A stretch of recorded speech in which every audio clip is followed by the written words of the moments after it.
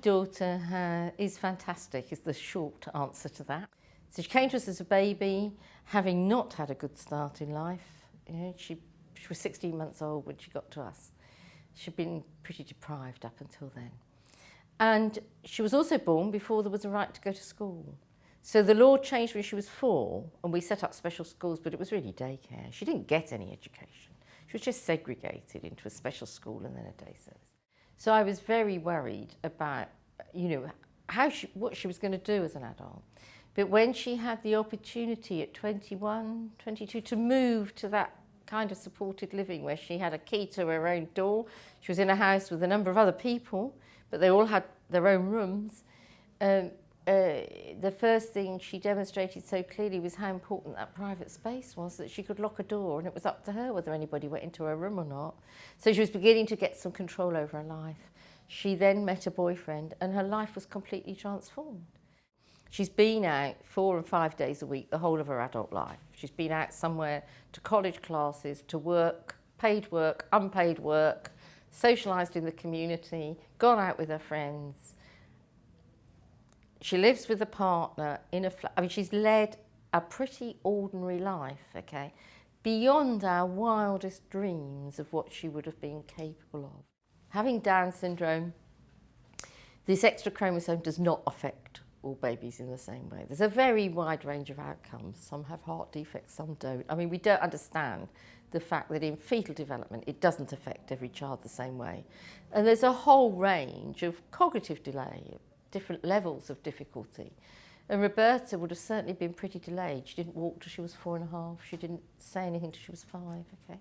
So when we see her leading this very independent life and how competent she's been at dealing with relationships, dealing with people who were difficult in places where she lived, staff and other residents, okay? She's been amazingly socially competent, okay?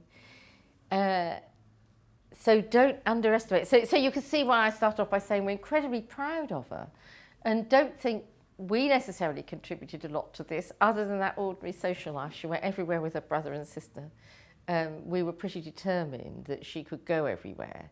And yes, well, Roberta's taught me more about having what it's like to live with Down syndrome.